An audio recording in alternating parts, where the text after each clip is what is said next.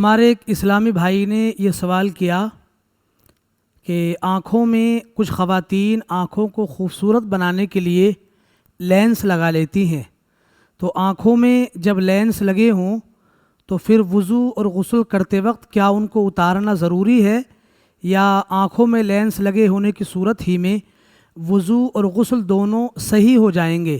شریعت کا کیا حکم ہے، اس کے بارے میں ارشاد فرمائیں۔ بسم اللہ الرحمن الرحیم۔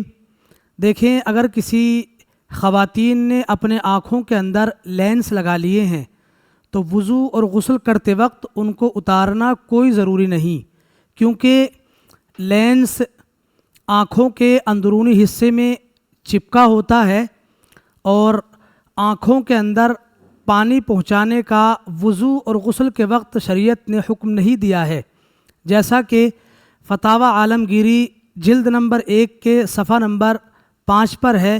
ایصال الماء الی داخل العینین لیس بواجب ولا سنت، یعنی آنکھوں کے اندر پانی پہنچانا نہ واجب ہے اور نہ ہی سنت ہے۔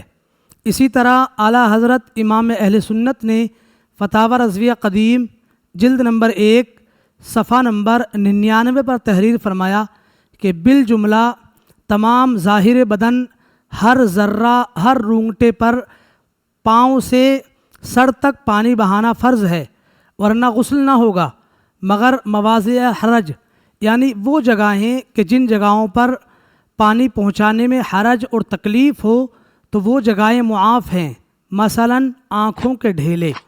تو خلاصہ جواب یہی کہ اگر کسی خاتون نے خوبصورت دکھنے کے لیے اپنی آنکھوں میں لینس لگا لیے ہیں تو وضو اور غسل کرتے وقت ان کو اتارنا کوئی ضروری نہیں، ان کے ہوتے ہوئے بھی اگر کسی نے وضو اور غسل کیا تو دونوں درست ہو جائیں گے۔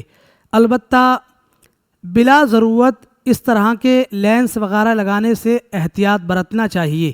واللہ تعالی اعلم بالصواب۔